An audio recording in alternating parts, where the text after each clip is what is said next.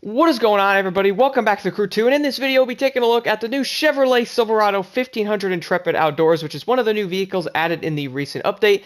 Now, I'm sure many of you are probably pretty familiar with this truck because you have to drive in one of the most annoying rally raid races there is in this game, at least, because the amount of trees that you can run into and or rocks pretty much outnumber the actual ground to be driving the vehicle on.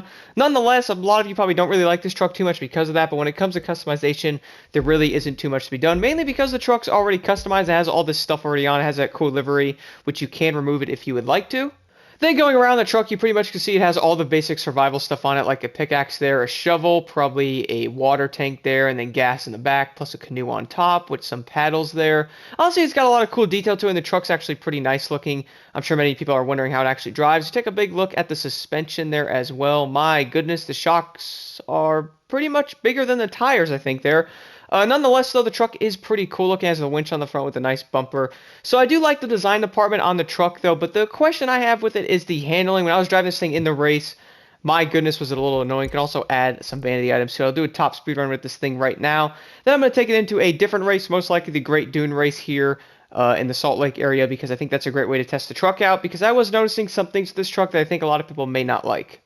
So arriving outside here with the brand new Silverado, so I'm sure many people are wondering what is the main differences with this truck. Well, to be honest, I think the biggest difference is pretty much just cosmetic with all the stuff that's on top of it, like the canoe there, pretty much the sleeping bag, the box, and all that good stuff. That's pretty much it. The interior in the truck pretty much looks the same as the other Silverado. I don't really see anything different here. When it comes to driving, on the other hand, I have noticed this truck isn't the fastest thing out there, but also not the slowest. I don't really think people will be getting this truck to be competing with, like, the Enforcer unit or anything like that, because obviously those rally raid vehicles are pretty much on top, or the Peugeot, which I think I pronounced that wrong.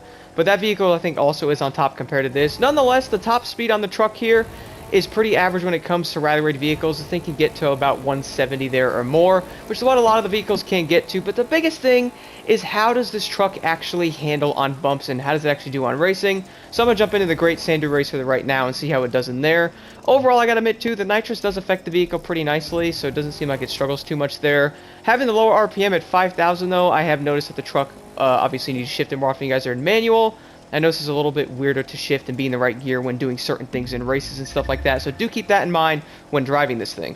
So jumping into the Great Sand Dune race here in the new Silverado, there's a couple things I wanted to go over with this truck that I'm sure many people are wondering as well. Like, for one, is it really as awful as the thing might seem using it in the Rally Raid race in the Summit?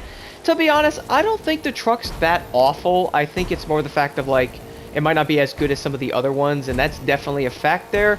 But I don't think the truck's really the worst in the class. I think it's kind of like in the middle. Now, I know the Silverado is probably one vehicle a lot of people don't even bother using after unlocking the other ones, so I don't think this truck will be much different there. The main difference is you get that cool stuff on it, like the cosmetic things on top of it, like you're pretty much in the wilderness, which I do like. I think that's pretty cool. Nice little touch to the truck there. Overall, so the big things I noticed with the handling when driving this, so when driving in the race, I don't even know what was going on sometimes with it. I was pretty much go over some areas and the truck would lose a lot of speed and have issues getting power back. Sometimes the acceleration wasn't that great. I am in manual most of the time, so that could be why, being how the truck is geared. It could be kind of weird how it shifts and all that, which could be screwing up a little bit. But nonetheless, I have noticed this thing giving me more issues with driving than the other rally raid vehicles. Not saying this thing is awful, but it's definitely a little weird sometimes, and I've been noticing that with trying to test out the handling and all that with it. When it comes to the speed, I have noticed that the speed is actually, well, on par with every other rally raid vehicle for the most part. I don't really see too much of a difference with it there. Most of them will do about 170 or so, so it's pretty average there. Some will do like over that, obviously, if you guys use like the Porsche and all that. But pretty much 170 is pretty average overall. But the biggest thing I noticed with this thing is how it loses power on some areas. I think that might be something really to look for when driving it. I don't think I'm tripping because I was testing out a little bit, and I was having a lot of issues with the race in the Summit. I'm not even gonna lie about that. This thing was screwing me up pretty bad. I'm not even gonna lie. I was having some issues with the race, and I was really wondering if it was the truck, and I realized my time on that race, I did way better with the F-150 Raptor Enforcer unit. That truck absolutely annihilated that race, and when I went back and looked at this truck, I was like, why is this thing struggling so hard? Like, what's wrong with it? And it seems like the speed on it might be a little weird compared to other rally raid vehicles, at least I've been noticing. It could be a cool truck to have in your collection, though. Has a cool canoe and stuff on top of it, and the truck definitely looks pretty nice for the most part. But when it comes to racing, trying to get the best time on these races, I would not recommend picking this thing up for that. It's more of like a cruising vehicle. But nonetheless, the truck isn't awful. It's just not the greatest, but it's cool to have a new vehicle in this class that we can mess with. I cannot wait to get the new Hummer unlocked, guys. That thing looks absolutely awesome. So 2 minutes and 26 seconds on this race, which is actually pretty dang good. That's actually pretty average. The Peugeot, I think I got like 223, something like that. Nonetheless, the Silverado isn't the worst truck, but definitely is not the best in this category. And here are the settings I've been running on my Chevrolet Silverado 1500 Intrepid Outdoors.